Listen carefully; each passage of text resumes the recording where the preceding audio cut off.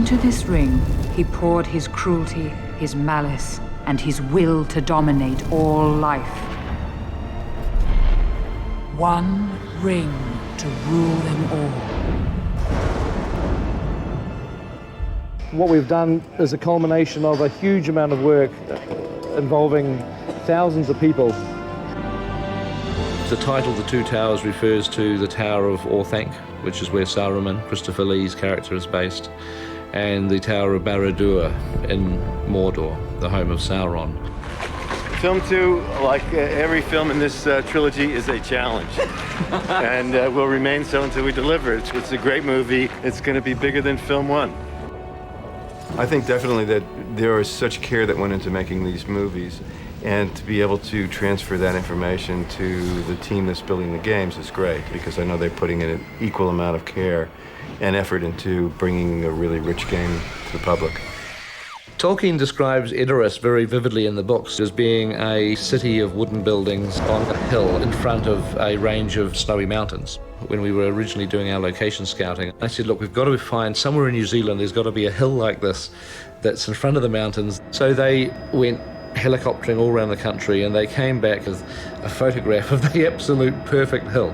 It was about 60 or 70 miles away from the nearest town. It was in the middle of the South Island. It was very remote. We spent about 7 or 8 months actually constructing these huge buildings. The end result was that in the movie we have an Edoras, which is thoroughly believable. I was able to go there and just shoot as if it was an existing location.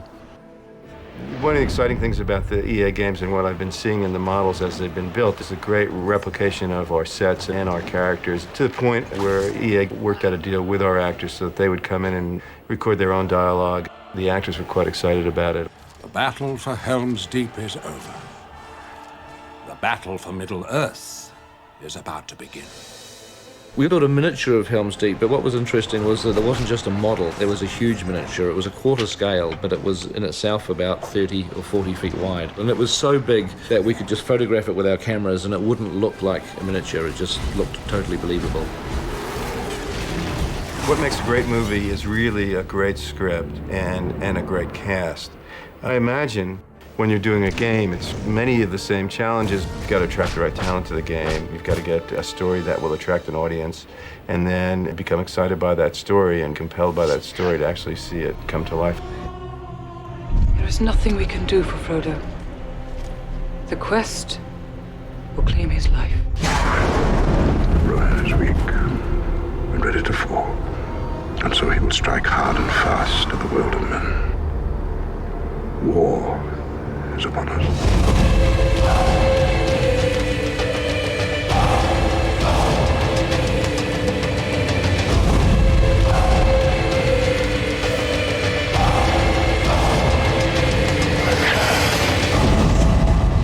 This story was precious, and we want it.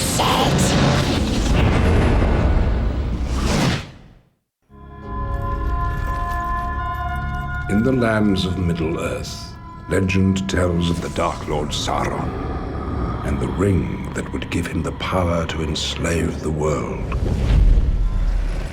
and has now found its way into the hands of the most unlikely person imaginable.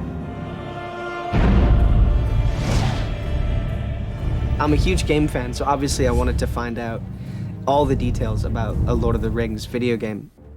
I'll get myself into a mode of playing where I'll play all the time, and it's generally when I'm playing like an adventure game that my head's in. Once I get in, I can't stop thinking about it, and I have to take my character to the end. This task was appointed to you, and if you do not find a way, no one will.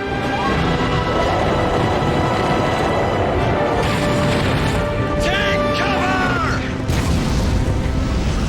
So I've been kind of asking around about this thing, and I finally got to play it, and it's unbelievable. It's just beautiful to look at. Oh, that is so cool. Yeah, go on, Aragorn. Come on.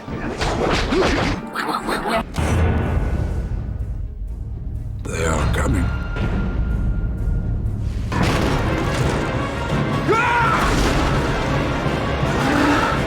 It's kind of a bonus to be able to turn on a video game and have me running around. I'm getting my ass kicked. Frodo looks like me. Isn't that cool? So cool. They will find the ring and kill the one who carries it. Go! Come on, Frodo! They want the ring. They must not take it. The difference between ADR for a film and sort of voicing a game is that ADR for a film is generally to picture. You're kind of looking at the film and trying to copy the dialogue that you've done before and get it in sync with the dialogue for the film. Who are you? You frightened? Yes. Not nearly frightened enough. For the game, it's not to picture, and it's just a lot of kind of atmospheric elements that you kind of throw in, you know, danger, help, that sort of thing. Aragorn! Help! Aragorn! Aragorn! I'm a fan of action figures and I'm a fan of games, and if I get to be included, it's just a total geek bonus, so I dig it. Even the smallest person can change the course of the future.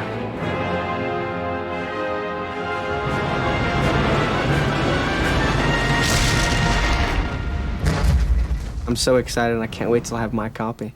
It's wicked.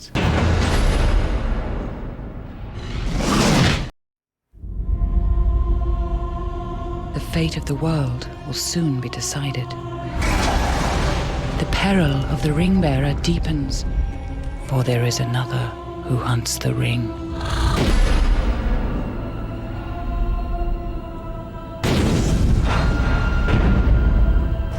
I have never played a video game in my life. I can never understand the rules.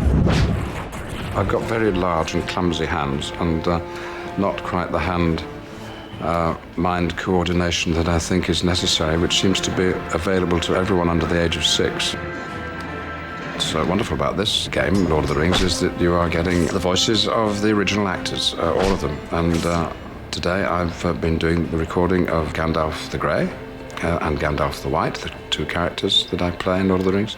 What can you see? There are markings. It's some form of Elvish. I can't read it. There are few who can. There is a union now between the two towers, Orsank and Barad-dûr.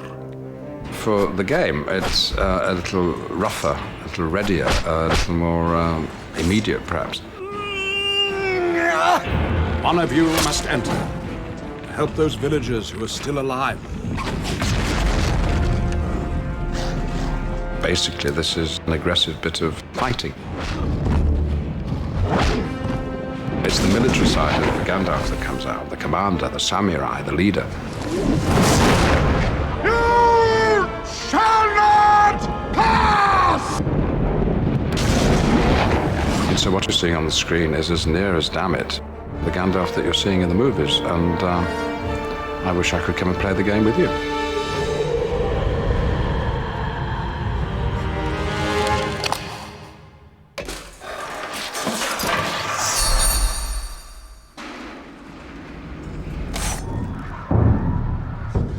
They are coming.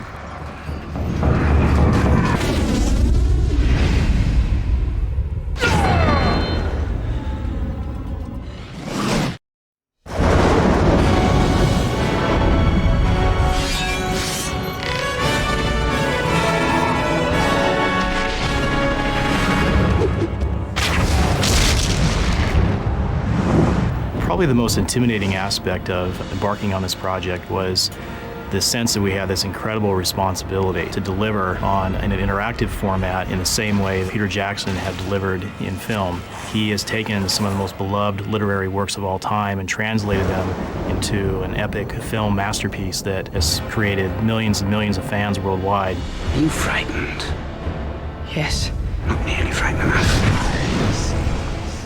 At the beginning of a project, you're working on the conceptual side and the design side. As the project progresses, programmers, artists, animators, environment artists, modeling specialists, texture specialists, all these people thinking about their one area of the game, but in terms of the overall experience. One of the advantages of being able to work so closely with the filmmakers is we were able to use the models and props that they created for the film as reference for the stuff that we needed to create in our game. Shadow moves in the dark. In designing Aragorn, we really had to think about all three playable characters at the same time. For example, Legolas is much more of a speed and finesse-oriented character. Gimli's a small battle tank. Aragorn is more a blend of the two. We looked at the moves that each of the characters made, frame by frame, before we started to build anything. Then we would create a wireframe of the character. This is their basic proportions and size and scale. Then we would add texturing and lighting to complete their wardrobe and add the fine details of their character. The actors were very interested in working with us. In one case, Viggo Mortensen showed us some of his action moves. He and his stunt double open up a crate of swords and start sparring with one another. That became the basis for many of Aragorn's moves. When we were selecting scenes from the film to include in our gameplay, Balin's tune really stood out as a strong candidate. It's one of the most memorable moments in the first film. We wanted to recreate the sense of ambiance. It's this very strong beam of light on the tomb itself. That was a challenge for our environment modelers and lighting specialists.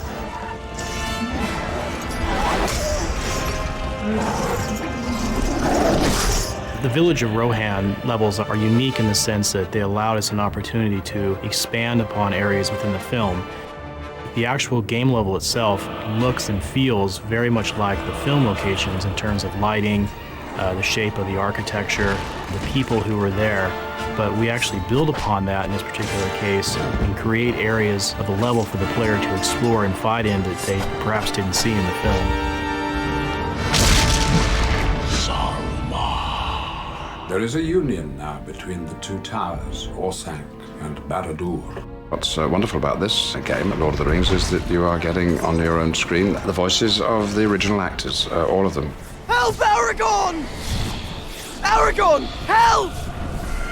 It's incredibly authentic, and I think it's really difficult to make a game based on a film. This game does it. It's very much like the film.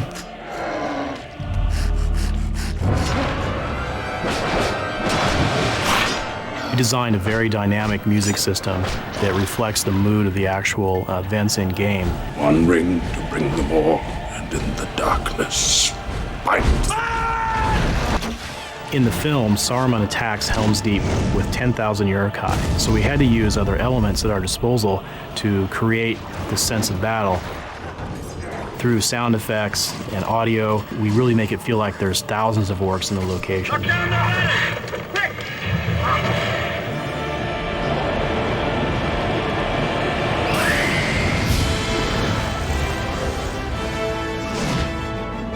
If someone plugs in the game and they say to themselves, oh my God, this is the film, then we've achieved exactly what we set out to do.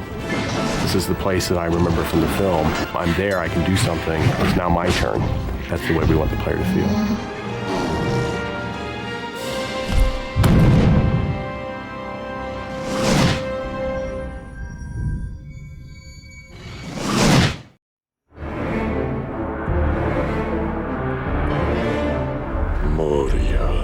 You fear to go into those mines.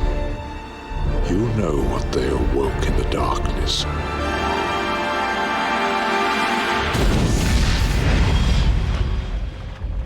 I really enjoyed making the game because you don't have to do so much darn hard work as you do when you're originally creating the character. Shooting a film is necessarily very slow. The wonderful thing about the computer game is, of course, I don't have to get into makeup. When you do the game, you stand in a studio and you say, well, I think you ought to say this and this and this, and they've got a pile of scripts, and you say all these wonderful lines. Ambush! Ambush! And then they take all that and they incorporate it into the game, and you get some of the credit. Those explosive devices must be destroyed. I love this model of me as Gimli. I think he's such a vigorous, virile, attractive character. He's really the only person you want to play. I mean, the rest, the Aragorns, the Legolases, handsome, good-looking guys and all that thing. But for real quality warfare, you have to go for a Gimli. We spent 14 months in the most beautiful locations in the world in New Zealand to get the right look for the film. The game is a wartime combat situation, and it's wonderfully and brilliantly created. I can't leave him there. God. What a time-consuming thing it's going to be. I mean, it's a new addiction that I have discovered. So, gamesters, well done. Congratulations on getting into this little niche that gives you the interview. I wish I could tell you how to play the game better, but in fact, I could never get to this level. Good luck with it, and carry on playing.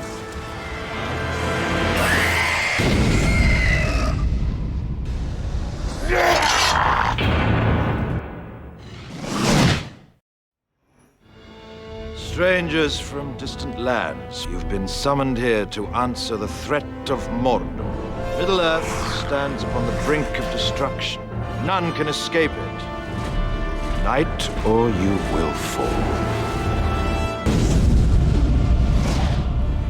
I'm always amazed when I see the advancement of technology and stuff and how kind of close to the real thing it's got to.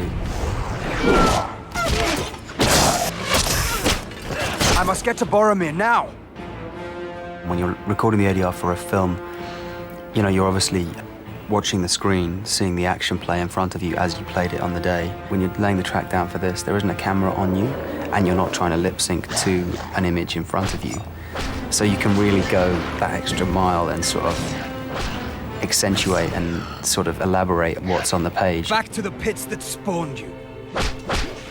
Back to the pits that spawned you. They're more heightened than you would get in the movie, do you know what I mean? They're kind of slightly ridiculous and it's fun, you know? It was kind of fun just to sort of really play with it in that way. Come. You cannot win that fight. Le'afadarain. Le'afadarain.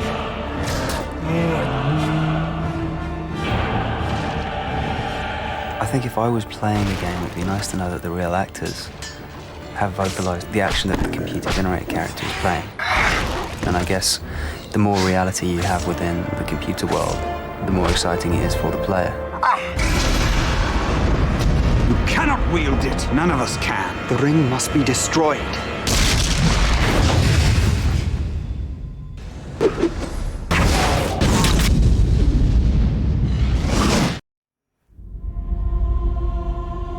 The fate of the world will soon be decided.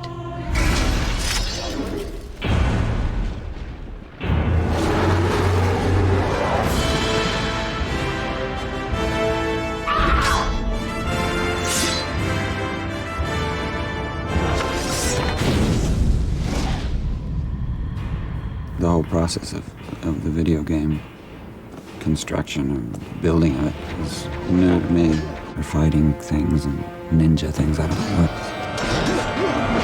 I was surprised. I mean, it looks much more realistic. It seems like it goes to another level.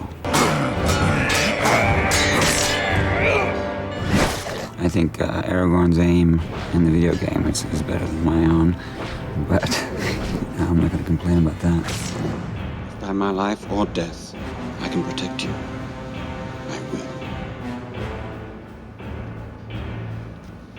You have my sword.